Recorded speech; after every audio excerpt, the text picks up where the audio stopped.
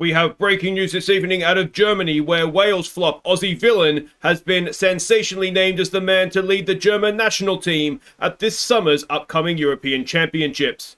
Now, Villain is about to address the German media, so let's cross live to somewhere in Germany and join in. Where is the manager? This is very inefficient. Alright, sorry everybody, I stopped off at the pub on the way here and... the beers in this country are huge, I love it. Anyway, I'm the new Germany manager, Aussie Villain. Do we have any questions? Nico Heinrich, German reporter. Why were you not efficient in attending the press conference? Oh, come on, mate, calm your tits. It's just a couple of minutes. I know you Germans love your efficiency, but I do think we're going to all survive this. Jogi Löw achieved many things with the Mannschaft. Will you replicate him? Well, I won't be scratching sniffing the Mannschaft, certainly not in public anyway. But yeah, I do think that on the field, we're Germany. We're as good a chance as anyone. You have the group of dying with Portugal, France, and Hungary. Will you progress from the group? That's the group.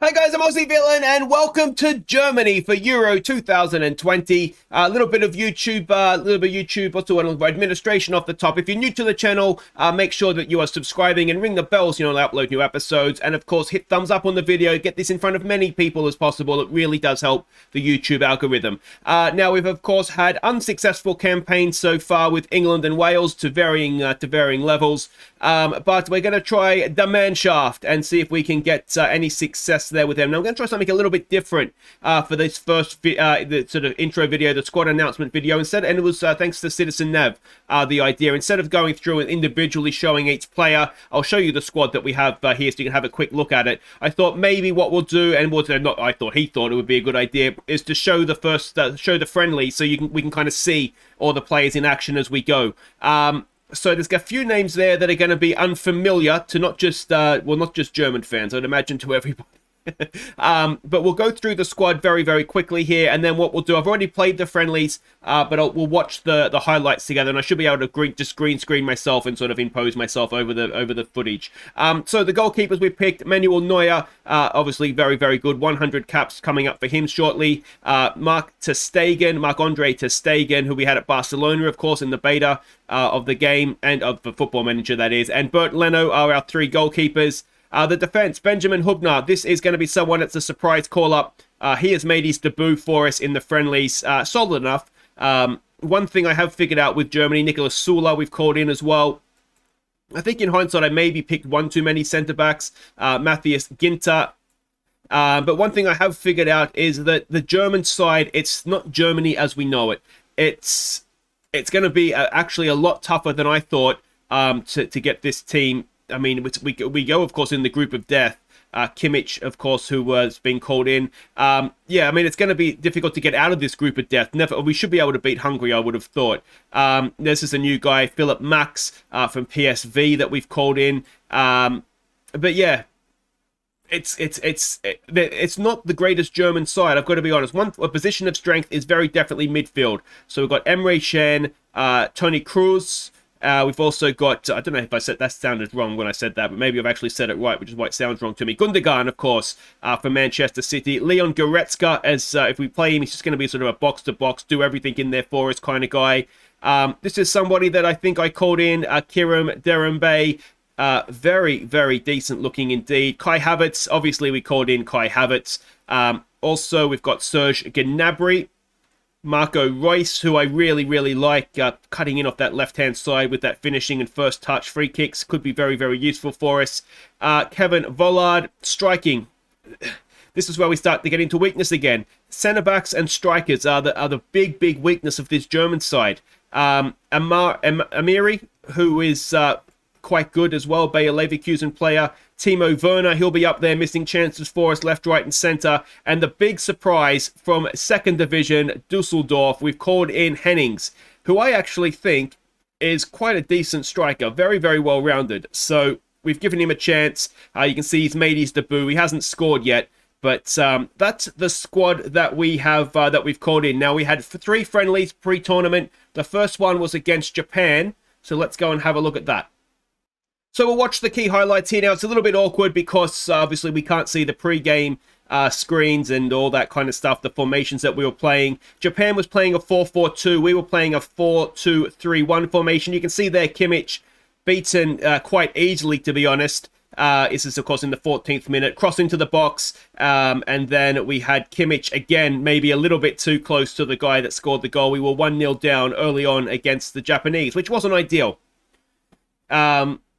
But yeah, like I say, I think Japan is going to... I think that Germany is going to be a little bit tougher than that I certainly perhaps anticipated. We're only 14th ranked in the world, which has got... That's low for Germany, isn't it? We can see here we've got a little bit of passing in and around the penalty area. Kai Havertz gets the ball forward, and Sane, playing as an inverted winger, should he have done better with that chance? Possibly, yes. Royce now had a chance from a free kick. Good save from the goalkeeper. Vollard has just kicked it straight at the goalkeeper's face. He, again, probably should have done better with that chance. And then that just sort of peters out with an overhit pass there for Vollard. But yeah, you can see we're not playing necessarily badly, but we're also we're not creating too many chances. So this is early in the second half now. Japan with a little bit of possession. Kai Havertz doing his best to close them down. We win it back. Goretzka forward for Havertz. Back to Goretzka. You can see the passing wasn't really flowing. Again, couldn't quite find Vollard up top. And the attack kind of peters out. But the highlight continues. Ball forward for Japan. A little bit of more iffy defending, shall we call that, from Kimmich. And that kind of opened up the door for Japan to go 2-0 up. So this isn't going to plan. Fair enough. And as you can see, Kimmich at this point, I'm really a little bit concerned. We can see we've made some subs. Kimmich has gone off. Hendricks has come in to play right back for us. You'll notice quite a few changes here. Ball forward there for Timo Werner, who's on the field. You can see Hennings has made his debut as well. He's doing his thing up there. I can't remember what happens in this highlight, if I'm honest. But a little bit of good possession there. Wide for Hendricks. Hendricks gets a ball in. Good ball for Hennings on debut. Hits the post. And not even Timo Werner can miss that. So it was a simple chance. But Hennings really unlucky not to get a debut goal there. But that was 70 minutes gone. And that was it. That was all she wrote. We did not manage to get anything else. So this is the team that played. Havertz was obviously... I mean, everybody was a disappointment. We went with inverted wingers with Royce and Sane. It just didn't quite come off for us. So our second friendly was against Chile. So this one was more or less, it was the same formation, 4-2-3-1. We played with wingers instead of inverted wingers, and we pretty much changed the entire outfield team. So Hubner, the centre-back, made his debut in this one, but a good ball forward there for Gnabry. And 4th minute of the game, and we found ourselves 1-0 up. And it was Amari who playing in the number 10 role with a really, really good pass forward there for us. Next highlight, 14 minutes or so. Chile start with a free kick. And, yeah, playing it out from the back there. What I was trying to figure out during these friendlies was the best way to... a bit of a loose pass there that Amari picks up. Goossens has it to Sane. Amari again. Amari, I think he's going to ping another pass here, isn't he? Yeah, he is. And Gnabry's in. And Gnabry makes it 2-0. So at this point, I'm kind of thinking, well, Amari is just fitting in better with this team than Kai Havertz, and wingers is working better than inverted wingers. So, you know, I'm kind of thinking maybe we've learnt something here. The issue we have is trying to figure out how to get as many of the central midfielders. It's like a Pep Guardiola problem, isn't it? Our position of strength is undoubtedly in the center of midfield. So trying to get as many of those players on the field as possible as Sane goes himself. And Gnabry puts away a bit of a Claudio Bravo moment for his hat-trick. He had a hat-trick inside 20 minutes. So obviously, you know, we're thinking this is going quite well. Amari with a corner, and it's Sane who makes it 4-0. And that pretty much takes us to half-time, I think. So obviously this is going better. We're in the second half now. Half-time team talk has been done. And I don't think it quite worked out as we should have, because we can see Chile have a little bit of possession here. Alexis Sanchez slides a ball through. Hubner ends his German career on the spot right there. So, yeah. Poor old Hubner. But hopefully, we won't throw it away. It's 4-1, obviously, at the time. And try and play out from the back. Hendricks ends his German career very, very quickly as well. Right back, I mean, I thought Kimmich was just going to slide straight in there and, we wouldn't have a problem. But he was quite poor against Japan. And Hendricks, well, he's not completely covered himself in glory either. But, I think the positives to take away from this one is obviously Amare, Sane and Gnabry as wingers have looked quite good. The attack in this game generally looked quite good. The problem we still have is, and it's about to get a little bit worse here to spoil a highlight, but the problem we still have is at the back. Hubner, I'm not really sure what he's doing there. Wasn't necessarily his fault, but again, it's all coming down that right-hand side, isn't it? And that is, it's looking increasingly like a problem. We've got a corner here. Ginter with a good header to extend the lead back out to 5-2. But, defensively, there is issues. The positive from this one, obviously, is although we do seem to lack strikers, we obviously do have goals in us. And Chile on a bad side. Hennings with a chance for a debut German goal again. It was not a debut, a first German goal. Claudio Bravo has robbed him of that chance. We go straight over for the corner. Ginter's there again, but it's headed away. And, you can see what's happening here, can't you? Luckily enough, on this occasion, the attack, I believe, just sort of peters out a little bit, and we get away with it. But, and of course, the thing with international football is that there's no option to work on anything in training. Otherwise, I would just drill them till they're just bleeding in defensive play. But obviously, we can't do that. You can see there, Gnabry's got a bit of a knock. It's not a problem. I can't remember if we subbed him off or not. We're in stoppage time here anyway. Okay, I can't remember if we subbed him off, but he's absolutely fine. Another chance for Hennings to get a German goal. He puts it in the back of the net, but he is just offside. I say just. I think he's about a foot or so offside when we see if it gets to a replay. No, it's not going to. But that brings us to the end of the game. So we can see what worked there, can't we? Ter Stegen in goal had a good game. Ginter at the back with a goal, albeit he had a good game. And I think we found our attacking three. Now, of course, the problem with that attacking three is Kai Havertz, isn't it? We learnt something from this game, and that, I think, in these friendlies is the main thing. The final friendly we had was against Brazil. So let's go check in on that one. So here we go. We're against Brazil. We don't get off to the best start, I don't think, do we? Gnabry, nice touch there from him. We were going again with the 4-2-3-1 formation. Again, we went with Gnabry and Sane as wingers. Good header there from, I think it's Timo Werner that gets the goal, isn't it? Yeah, Timo Werner from the corner. So that put us 1-0 up just before half-time, 10 minutes before the break. We had another chance early in the second half from a corner. On this occasion, though, it's headed away and doesn't quite go to plan from there. Second half, I don't think I got my halftime team talk correct, but that's not the best defending, is it? And again, it's down that, that was down the left-hand side, wasn't it?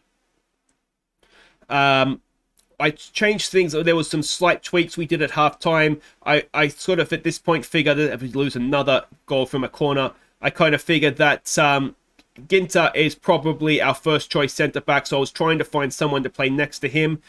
We have a corner again here. Again, it's headed away. Again, we don't quite manage to get on the end of it. Kimmich. Yeah, I mean, we'll have a look at the match ratings afterwards. Right back, as I said, it was not a position I thought was going to be a problem. But